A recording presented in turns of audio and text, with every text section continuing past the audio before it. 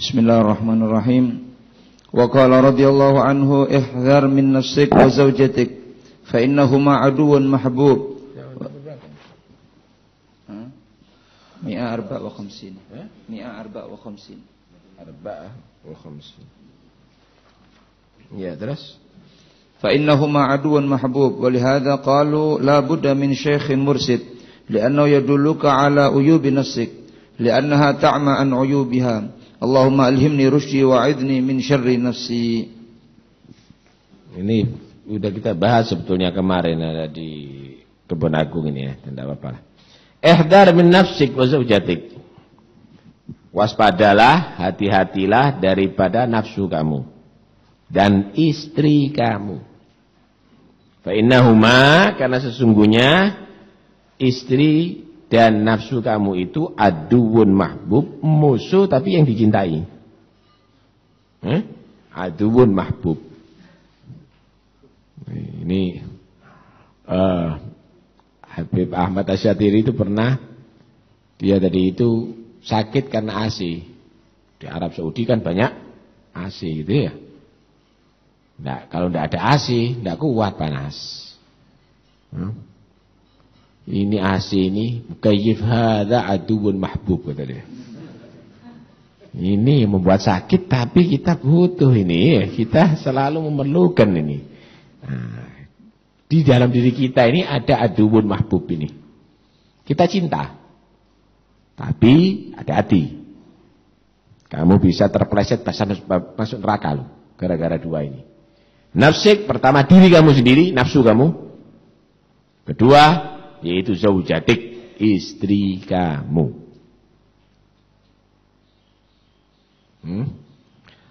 Kalau nafsu udah jelas. Nafsu a'daika nafsuka allati baina jambaika, kata Rasulullah. A'daik. Paling musuhnya musuh kamu, paling beratnya musuh kamu, nafsuka allati baina jambaik. Nafsu kamu yang ada pada diri kamu sendiri. Karena itu jangan ada satu orang pun yang merasa dirinya akan selamat dari nafsunya. Bahaya loh itu. Bahaya itu. Dia harus waspada setiap saatnya. Kenapa? Nafsu itu ngajak kamu berbuat enak. Hiburan toh. Seneng toh. Ayo tertawa. Ayo joget. Ayo senang-senang dengan perempuan. Ayo kita menonton itu, menonton ini, ayo kita senang-senang toh. Tapi semuanya hasilnya senep. Sama dengan orang kencing manis, selera makan tinggi. Tapi semuanya penyakit nantinya yang dia dapatkan. Hati-hati. Karena itu obatnya ya harus kamu tentang nafsu. Harus kamu tentang nafsu. Sama dengan orang kencing manis. Ya kamu harus buat pola makan. Makan kebutuhan saja. Bukan makan untuk nikmat-nikmatan. Untuk selera-seleraan. Nafsu untuk kebutuhan saja. Makan untuk kebutuhan. Pakaian untuk kebutuhan. Rumah untuk kebutuhan. Ini untuk kebutuhan. Hanya kebutuhan aja. Karena itu dikatakan kalau untuk kebutuhan itu tidak dimasukkan nafas. Kalau haja itu. Faugul haja itu dikatakan syahwat. Faugul haja itu dikatakan syahwat di dunia. Itu faugul haja. Kalau haja perlu makan, bukan syahwat itu. Makan, perlu makan. Cuma kalau manganin jauh enak-enak tok, itu syahwat. Hati-hati, jangan dituruti terus. Bahaya itu. Tidur kebutuhan, tidur. Tapi kalau jauh tidur tok, itu syahwat itu.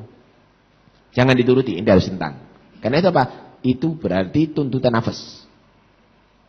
Itu berarti tuntutan nafsu. Lebih daripada haja itu tuntutan nafsu. Semakin kamu tadi itu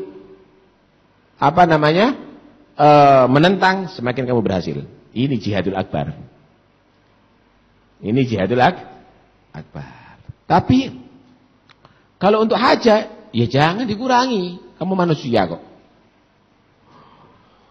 Karena nafsu anda tidak mau makan, mati. Boleh, baru mahmasatin syarrum minat tukhami, tidak boleh itu. Nah, di sini kamu harus mengukur. Sekarang saya mau tanya, kamu punya kuda untuk apa? Untuk supaya gemuk atau untuk supaya larinya cepat? Larinya cepat kan? Kuda itu untuk larinya cepat. Miara kuda ya berarti diatur pola makannya. Jangan dikasih makan terus, kegemuk tidak melayu. Lain kalau sapi dibeleh. Kamu punya badan ini adalah untuk ibadah kepada Allah. Untuk supaya giat ibadah kepada Allah. Diatur pola makannya. Jangan dituruti nafsu ini. Akhirnya berat untuk ibadah kepada Allah. Kenapa yang membuat berat manusia itu ibadah kepada Allah? Karena nafsunya hidup. Karena nafsunya terlalu gemuk. Ya, bukan ukuran badan, tapi nafsu. Karena itu di sini kamu harus betul-betul ngasih nafsu kebutuhan aja. Oh, ada nafsu syahwat, kawin. Jangan diteruskan chatting, pacar. Itu tambah dadi nantinya. Oh, nafsu makan. Jangan diteruskan nanti mari ngono bakso. Itu ini terus jadi. Akhirnya bukan istiqomah ke masjid, istiqomah ke WC deh. Faham? Nafas. Ini pertama.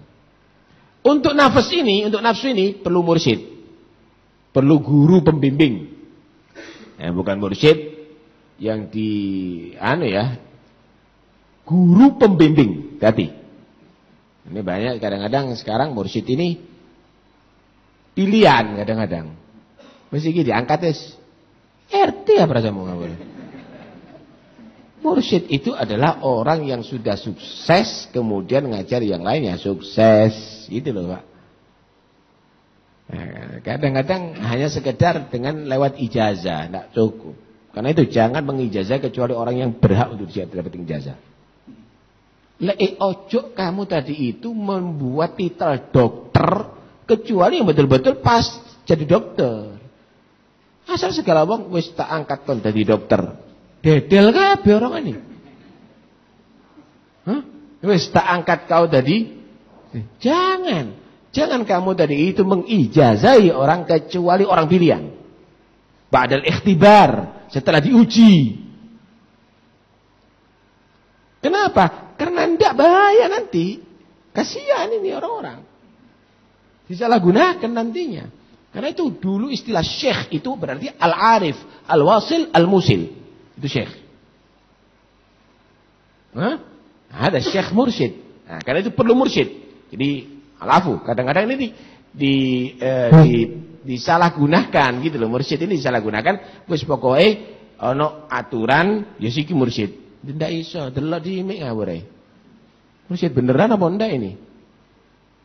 Yang bisa membimbing kamu untuk sampai kepada Allah Subhanahu wa taala gitu. La budda min syekhin mursyid. Untuk nafsu kita harus ada syekh mursyid. Kenapa? Li'annahu karena syekh mursyid ini yadulluka ala ayubi nafsik, yang akan menunjukkan diri kamu terhadap aib-aib diri kamu, kekurangan diri kamu. Jadi syekh mursyid ini ibarat dokter. Oh, kamu itu punya kena jantung, obatnya ini. Oh, kena ini, obatnya ini. Oh, ini, obatnya ini. Sekarang ini seakan-akan hanya sekedar alafu. Ini penting untuk diketahui sama kita. Hanya sekedar dibuat untuk ritual. Hanya sekedar dibuat untuk ritual. Dan ini nanti akhirnya tidak ada takdir. Dengarkan baik-baik. Ketika kamu tadi itu beribadah kepada Allah tidak dengan sungguh-sungguh, hanya secara ritual, tidak berbobot loh nanti. Tidak berbobot nanti. Coba kalau dipersiapkan, berbobot nanti. Contoh inti baca Yasin, kurang berbobot. Coba dipersiapkan itu wudhu yang benar. Dipakai siwak, baca tartil, kemudian resapi maknanya. Ada takdir dalam hati. Ada takdir dalam hati. Karena itu bacaan-bacaan yang ada di thariqah itu penting. Bukan tidak penting. Tapi jangan jadikan ritual. supaya ada ta'thir dalam tasfiyatil qalb wa tanwiril qalb. Perlu mursyid ini. Karena mursyid ini nanti yang akan membimbing untuk supaya kita tahu diri kita. Karena diri kita ini nggak kenal dengan kekurangan diri kita. Di annaha ta'man uyubiha, buta daripada aib-aibnya. Nah, untuk istri, ya kamu harus waspada. Ini untuk nafsu mursyid. Dan untuk istri, ojo dikatakan mursyid.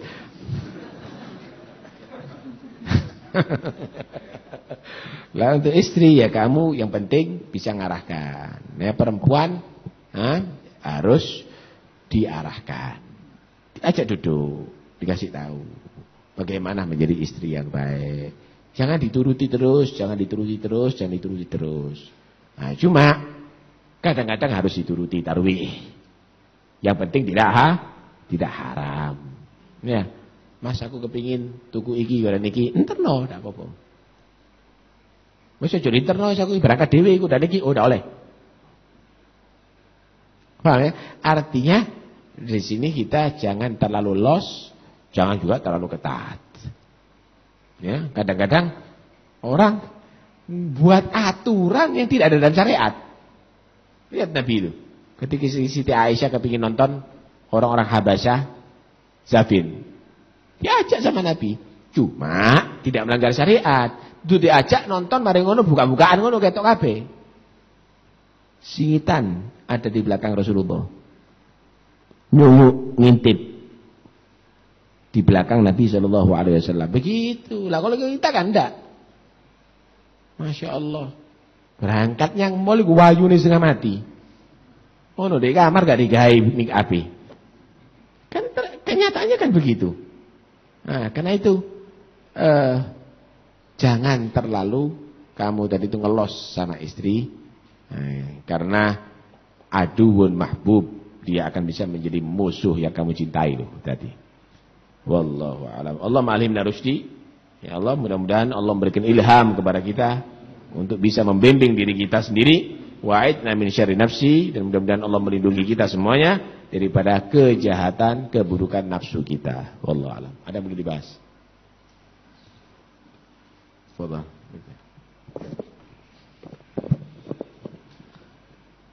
Mohon maaf Ustaz. Sebetulnya di bab istri itu sangat dibutuhkan mursyid, Ustaz. Di mana? Sebetulnya di bab istri sangat dibutuhkan mursyid. Untuk apa? Untuk memberikan pemahaman kepada istri kita agar kita diperbolehkan bisa nikah lebih dari satu. Untuk apa? Untuk menyelamatkan wanita-wanita agar tidak melacur, Ustaz. Karena pelacur ini terjadi karena baik wanita yang ngawur, Ustaz. Terima kasih. Ya ada orang yang kawin lebih dari satu juga karena nafsu. Itu tidak benar. Paham ya? Nah, karena itu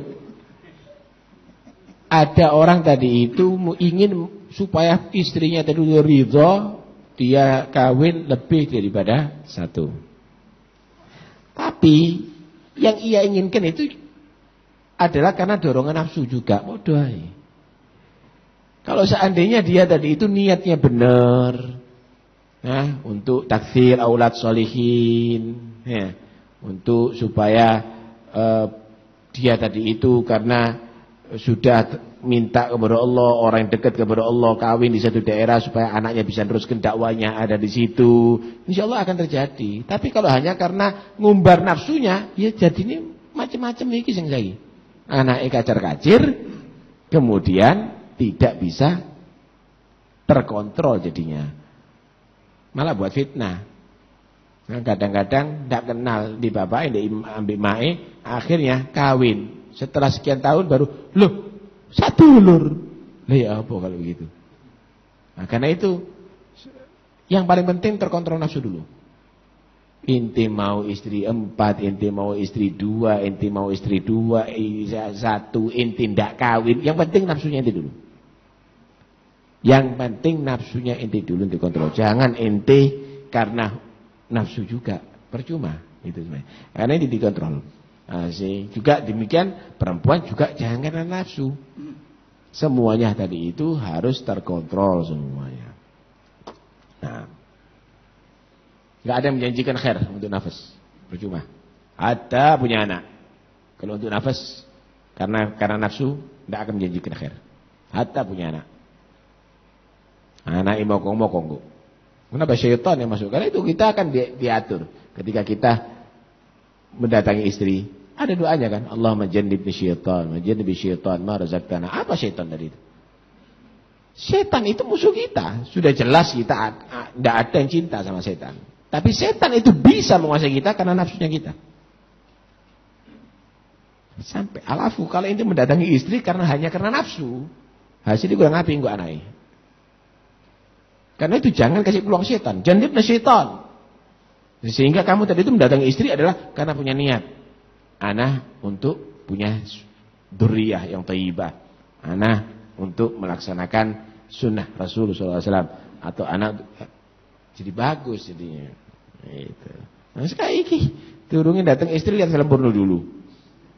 Mau jadi apa anaknya nanti? Mau jadi apa anaknya? Hati. Nah.